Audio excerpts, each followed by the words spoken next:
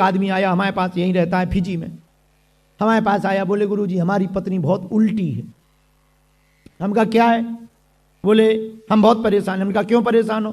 बोले बहुत उल्टी है। हमने कहा उल्टी कैसी है? बोले अगर उससे कहो कि आज हमारा व्रत है तो वो जबरदस्ती मुंह में ठूस के भोजन करवाती। अगर कह दो कि आज हमें भोजन करना है तो भोजन नहीं बनाती। अगर उससे कह दो कि हमें सोना है तो वो म्यूजिक बजाने लगती। अगर उससे कहो कि अब हमें जो है जगना है, हमें 5 बजे जगा देना, उसी दिन वो 8 बजे जगा दे। हम कहा तुम पागल हो? बोले फिर करें क्या? उपाय बताओ। हमने सुना आप तो बहुत जानते हो, आपके पास हनुमान जी की कृपा है। हम कहा हनुमान जी की तो कृपा है पर लुगाई की नहीं है। फिर भी तुम हमारे पास आए हो तो तुम्हारी पीड़ा मिटाना हमारा धर्म है, तुम टेंशन ना लो। चूंकि वो आदमी भी इसी शहर का था, तो बोला गुरुजी पीड़ा मिटाओ। हम कहा मिटा देते हैं। बोले उपाय बताओ। हम कहा कुछ नहीं, सीधा सा उपाय है। बोले क्या? हम कहे तुम्हारी घरवाली उल्टा काम करती, हर काम उल्टा। बोले बिल्कुल। हम कहा तुम हर काम उल्टा ही उसे बताया करो, वो सीधा करेगी। बोले मतलब सीधा सा है, अगर तुम्हें सोना है तो तुम कह देना हमें जगना है, तुरंत लाइट बंद कर देगी। जिस दिन तुम्हें व्रत रहना हो तुम उसको कह देना सुन आज हमको तस्मई बना, खीर बना, पनीर बना, शाही पनीर बना, मिक्स वेज बना, और फुल्का बना, ढोकला बना, चाउमीन बना और बढ़िया पुलाव बना। उसी दिन एक भी भंडारा नहीं बनेगा। बोले बात तो सही है। तो सीधा सा उपाय है, उल्टे आदमी को सीधा करना है, उल्टा बोलो सीधा काम करेगा। हमें बाद में पता लगा, पिछले साल की बात है ये, बाद में पता लगा कि वो एक बार स्नान करने गया नदी में, तो उल्टी तो थी उसकी घरवाली, सुनती थी, उल्टी बात मानती थी। तो पति ने कहा कि अंदर मत जा, सुबह चली गई। पति को लगा ये उपाय बहुत बढ़िया है, सुबह और चिल्ला के बोला अंदर मत घुस जाना।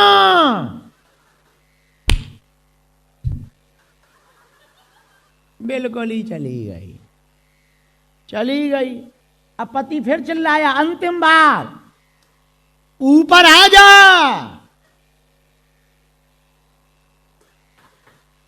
उल्टी थी, चली गई।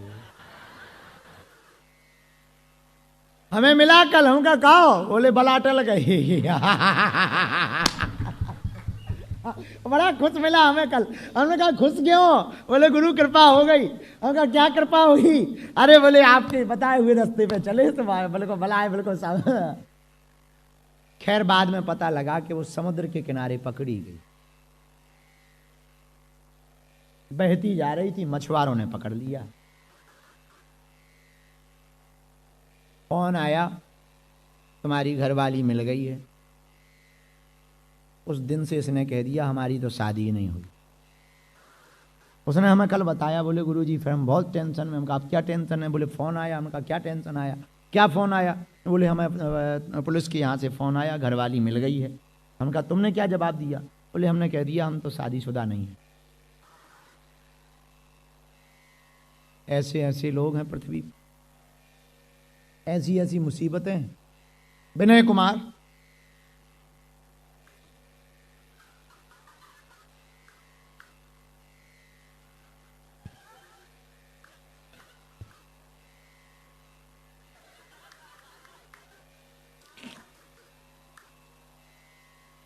अब तो तुम्हें समझ आ गया होगा संत कौन है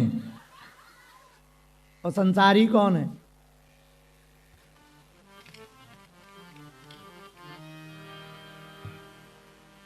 हाँ 2 चौपाई हमने उठाई थी। हाँ भूल जाएंगे तुम्हारे चक्कर में, बस इसी को तो कहते हैं पागलों की चक्कर। चौपाई उठाई थी, पहली चौपाई हनुमान चालीसा।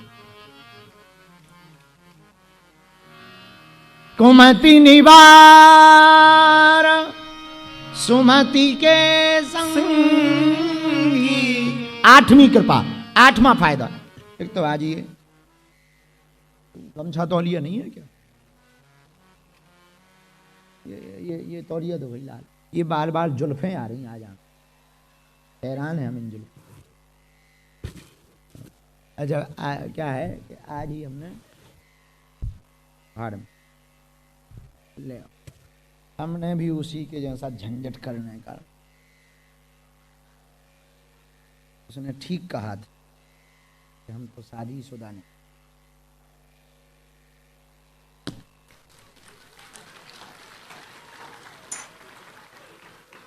विनय कुमार,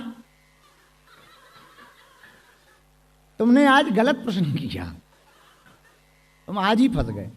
हाँ, तो हनुमान जी से 8वां फायदा क्या? कुमति निवार सुमति के संगी, महावीर विक्रम बजरंगी। और इसी चौपाई को सुंदरकांड में बाबा ने लिखा, जहां सुमति तहां संपत्ति नाना, जहां कुमति तहां विपत्ति निधान। जहां सुमति होगी वहां नाना प्रकार का सुख होगा, नाना प्रकार की संपत्ति होगी। जहां कुमति होगी वहां नाना प्रकार के दुख होंगे, नाना प्रकार की पीड़ा होगी। और विनय कुमार सुनो, फिर तुम्हें हम छीलते हैं। जहां संत उत्पन्न होते हैं वहां सुमति होती है, जहां संसारी उत्पन्न होते हैं वहां कुमति होती है। हाँ, अब आप कहोगे इसका प्रमाण बताओ। इसका प्रमाण भी बहुत स्पष्ट है। अयोध्या में भरत जी प्रकट हुए हैं तो यहां नाना प्रकार की संपत्ति है, नाना प्रकार का सुख है। और लंका में रावण प्रकट हुआ है, यहां नाना प्रकार की कुमति है। क्यों? क्योंकि रावण की मति भी कुमति की है, इसलिए नाना प्रकार के दुख हैं। इसलिए विनय कुमार, संत का पर्याय अगर समझना है तो संत का पर्याय ही यही है, जहां संत उत्पन्न होगा वहीं बसंत आ जाएगी। संत के जीवन में आने से वसंत की बहार आ जाती है। और तुमने पूछा कि संत में और संसारी में अंतर क्या है? संत में और संसारी में यही अंतर है, जिसके जीवन में आने से बहार आने लगे, जिसके जीवन में आने से मुस्कुराहट आने लगे, भक्ति आने लगे, समझना संत तुम्हारी जिंदगी में आया है। और जिसके आने से दुख आने लगे, समझना संसारी तुम्हारे जीवन में आया है। यह है उत्तर। इसीलिए भरत जी संत हैं। क्यों? आहा, भरत जी संत हैं तब तो अयोध्या की विजय हुई। क्योंकि जब तक महात्मा नहीं होंगे परमात्मा भी प्रकट नहीं होंगे। भरत जी महात्मा हैं, महात्मा हैं इसीलिए परमात्मा प्रभु राम अयोध्या में है। महात्मा ना होते तो परमात्मा भी प्रकट धरती पर नहीं होते। हम लोग हैं जीवात्मा। क्या है हम लोग? बोलो बोलो बोलो। हम लोग हैं जीवात्मा। जीवात्मा प्रकट होती है मां से। हम लोग किससे प्रकट हुए? बोलो बोलो। मां से। मां से हम हुए जीवात्मा। मां भी एक जीवात्मा है, पर मां तत्व की पोषकता पूर्ण होने के कारण, मां तत्व के कारण हम सब जीवात्मा प्रकट हुए। चाहे परमात्मा को मां स्वरूप में देख लो, या फिर जिस मां से हम लोगों ने जन्म लिया उस मां को मां स्वरूप में ले लो, तो मां तत्व के रूप में हम सब जीवात्मा प्रकट जन्म लिया। तो जो जन्म दे वो है मां, और जो जन्म ले वो है जीवात्मा। जो जन्म दे वो है मां, जो जन्म ले वो है जीवात्मा, जो भक्ति दे वो है महात्मा, और जो संसार को बना दे वो है परमात्मा। तो संत हैं, पर संत से ही भगवंत हैं। संत नहीं तो भगवंत नहीं। मां महात्मा और परमात्मा, मां जीवात्मा महात्मा और परमात्मा। तो विनय, आपने कहा कि संत कौन? भरत जी संत हैं, इसलिए तो अयोध्या में बसंत है।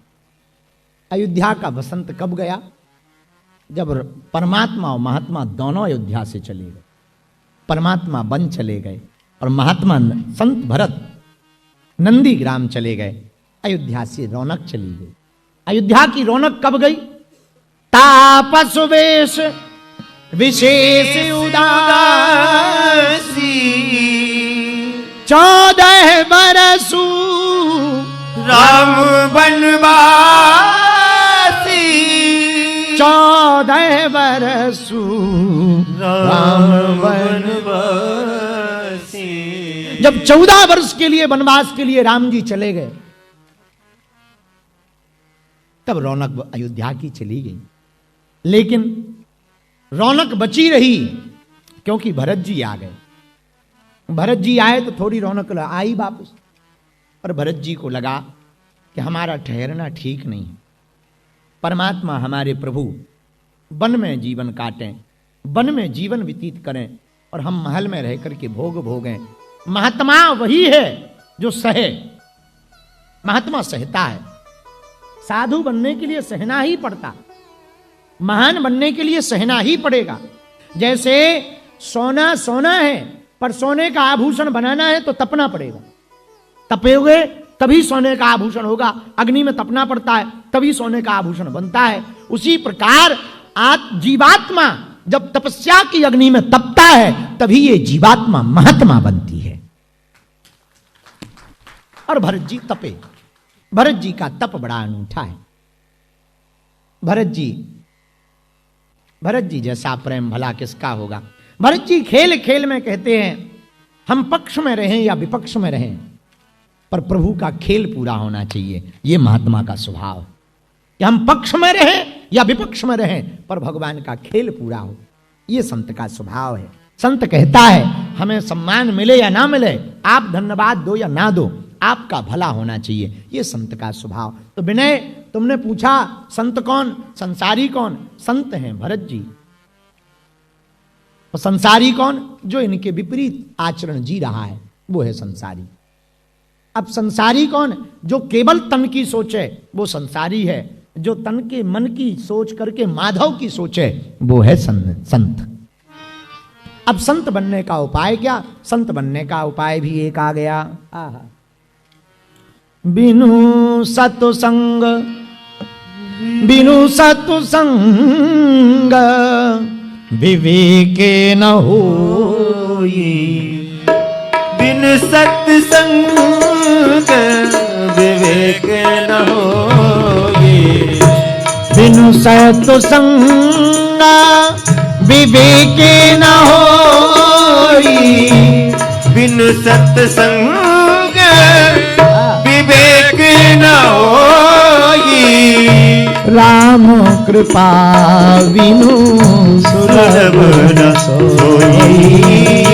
राम कृपा बिनु सुलभ न सोई। बिना सत्संग के विवेक नहीं जगता। तो संत की प्राप्ति सत्संग में होगी। सत्संग की प्राप्ति राम जी की कृपा से होगी। तो जिन्हें भी सत्संग मिल गया भैया, आज का कल का और कल जिन्हें मिलेगा, समझना तुम पे भगवान की कृपा है।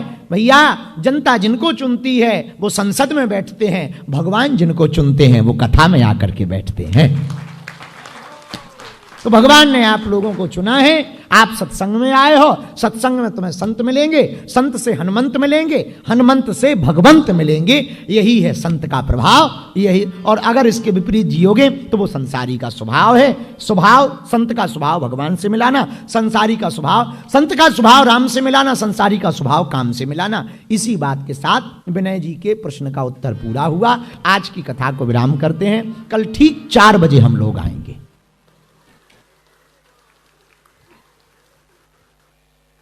तुम लोग फिर हंस गए हमारी बात में। नहीं, गलत बात है, हंसना नहीं चाहिए। तुम नन्हे से बच्चे की जान लोगे क्या? हमें दिन भर जहां हम रुके हैं दिन भर तो भभूति बंटवाते हो, दिन भर मरीजों से मिलवाते हो। आज हमने कम से कम नहीं 4-5 तो पैरालाइसिस वाले झाड़े।